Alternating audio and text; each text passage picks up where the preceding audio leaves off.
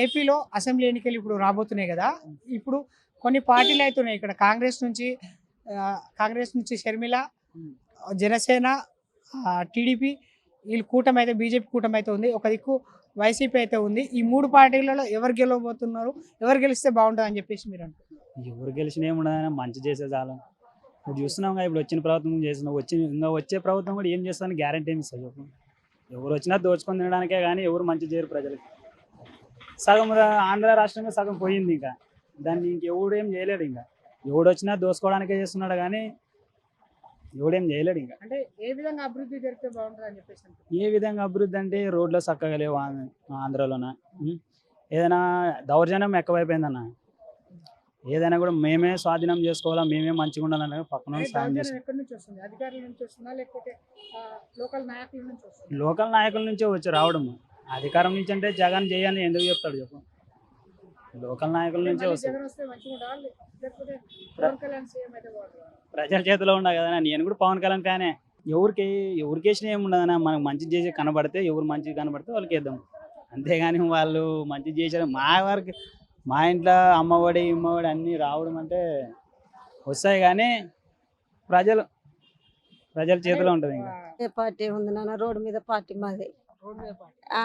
ఎండకి ఎండుతాం, వానకు తడుతాం. తెలిసేది ఏముంది, తెలియంది ఏముంది? చూస్తూనే ఉన్నారు కదా 8 సంవత్సరాల కాంచి. డబుల్ బెడ్రూమ్ అంటే వైఎస్ రాజశేఖర్ రెడ్డి ఉన్నప్పటి కాంచి పెడితే ఇంతవరకు గతి లేదు. అదే కిరాయి కట్టుకోవాలి, ఇదే బతకాలి. అంటే ఇప్పుడు రేవంత్ రెడ్డి కాంగ్రెస్ పార్టీ వచ్చి 100 రోజులు అవుతుంది. ఇంతవరకు ఏమైనా అభివృద్ధి జరిగిందని చెప్పేసి అనుకుంటారా, జరగలేదు అనుకుంటారా? ఏం జరిగింది నాన్న? గ్యాస్ అన్నాడు, గ్యాస్ అక్కడనే పోయింది. మొగడు చచ్చిపోతే 4000 పింఛన్ అన్నాడు, అది అక్కడనే పోయింది. పిరి బస్సులు వేసిండు. మేము రోజు పోయి ఎక్కువ రావాలా, దంద చేసుకోవాలా? బస్సులతో మాకు వచ్చే ఆమ్దాని ఏంది? లేదు, ఆటోలో తెచ్చుకుంటాం మేము. మార్కెట్ దాకా వస్తాడా బస్సుడు? రాడు. ఇంటి దాకా వస్తాడా? రాడు. కొంతమందికి ఇప్పుడు జాబులు చేసేటోళ్ళకు, చదివేటోళ్ళకు ఉంది. ఇప్పుడు అందరికైతే రుద్దుతాండు కదా నాన్న. అది ఏది ఇంతవరకు రాలే. మొన్న తీసుకుంటే 50 రూపాయలు తీసుకుపోయిండు. ఫ్రీ కరెంట్ మేము కిరాయి కదా, ఇల్లు గల అయినా కట్టుకుంటారు. ఇప్పుడుంది అయితే నరకం కనబడుతుంది. ఒక్క నెల రేషన్ బియ్యం తీసుకోకుంటే కార్డు కొట్టేస్తాడట. మొన్న ఒకటి చచ్చిపోయిండు, పోయినా. ఇప్పుడు నా బియ్యం ఎవరు తేవాలి? నేను సాగు చూడాలన్నా, బియ్యం చూసుకోవాలన్నా? 1 నెల 2 నెలల టైం కూడా ఇయ్యడా. ఇంతకుముందేమో 3 నెలల టైం ఇచ్చిర్రు బియ్యం తెచ్చుకోవడానికి. ఇప్పుడు 1 నెల అంటే రేషన్ కార్డు కొట్టేపిస్తే మళ్ళీ ఇప్పుడు లేని వాళ్ళకి ఇస్తలేడు. నాకు ఇస్తాడా? ఇన్ని కండిషన్లు పెడితే ఎట్లా బతకాలయ్యా?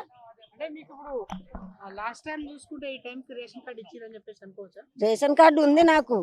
ఇప్పుడు ఉన్నది కొట్టేస్తా అంటే మా ఇంట్లో కొత్త ఎవరు లేరు.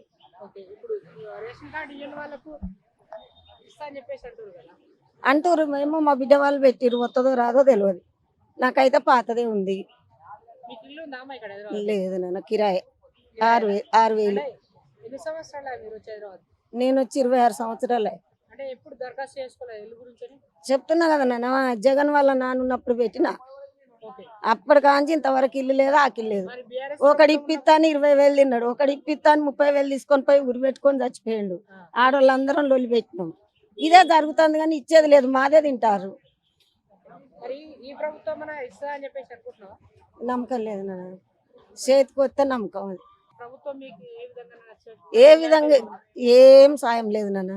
కాంగ్రెస్ ప్రభుత్వం ఏర్పడి ఇప్పటికి దాదాపు 100 రోజులు అవుతుంది. అంటే ఇప్పుడు 100 రోజులలో కాంగ్రెస్ ప్రభుత్వం, రేవంత్ రెడ్డి పాలన ఏ విధంగా ఉందని చెప్పేసి మనం అంటాం. పర్లేదు, ఇప్పటికైతే చాలా మంచిగానే చేస్తున్నాయి. మరి చెప్పలేము. ఇంకా మరి ఇంకా వేరే ఉన్నాయి కదా స్కీమ్స్, అవి వస్తే ఇంకా చాలా బాగుంటుంది లేడీస్ కూడా.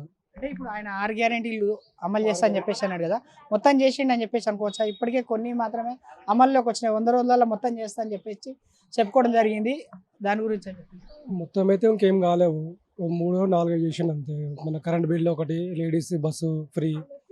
ఇప్పుడు ఇంకో నెక్స్ట్ 2500 ఏదో చేస్తున్నాం లేడీస్ కోసం అని, అదొకటి. మనం కొంతవరకు చూసుకుంటే ఫ్రీ బస్ వల్ల డ్రైవర్లకు అన్యాయం జరిగింది. ఆటో వాళ్ళకైతే చాలా ప్రాబ్లమ్స్ ఉన్నాయండి. అంటే ఆటో వాళ్ళకి వెళ్ళాలి కదండి, మంత్లీ వాళ్ళకి కూడా ఈఎంఐలు ఉంటాయి, అవి ఉంటాయి. అంటే మేమంటే పర్సనల్గా చేసుకుంటామండి, ట్యాక్స్ ఏం లేదు మాకైతే. జాబ్ చేస్తామండి మేము. అంటే ఇప్పుడు నెక్స్ట్ లోక్సభ ఎన్నికల్లో ఇప్పుడు మన ఉన్న తెలంగాణలో 17 స్థానాలు ఉన్నాయి కదా, 17 స్థానాల్లో ఎన్ని స్థానాలు బీఆర్ఎస్కి వచ్చే అవకాశాలు ఉన్నాయి? రిస్క్ అయితే చెప్పలేమండి, వస్తే 5 రావచ్చు అనుకున్నాను. 5 రావచ్చు. మిగతా ఈ కాంగ్రెస్ బీజేపీలకు బీజేపీ వస్తే 4-5 రావచ్చు. కాంగ్రెస్కే ఎక్కువ మెజారిటీ వచ్చే అవకాశం ఉన్నాయి. అవునవును, ఉండొచ్చు. కాంగ్రెస్కి వచ్చే అవకాశం ఉంటుంది. ఈ సికింద్రాబాద్లో ఎవరు గెలిస్తే బాగుంటుంది అని చెప్పేసి ఉంటుంది? ఏ పార్టీ గెలిస్తే బాగుంటుంది? సికింద్రాబాద్లో ఎవరుగా నాకైతే ఐడియా లేదు ఇప్పుడు. ఇప్పుడు బొంతు రామ్మోహన్ రీసెంట్ గా వాళ్ళు ఉన్నారు కదా కాంగ్రెస్ నుంచి ఆ, పోటీ చేస్తారు, కిషన్ రెడ్డి గిట్ట బీజేపీ నుంచి పోటీ చేస్తారు, బీఆర్ఎస్ నుంచి అయితే ఒక అభ్యర్థిని అయితే ప్రకటించలేదు. ఎవరు గెలిస్తే వస్తే బాగుంటుంది? బీజేపీ నుంచి అంటే కిషన్ రెడ్డి రావచ్చు అక్కడ.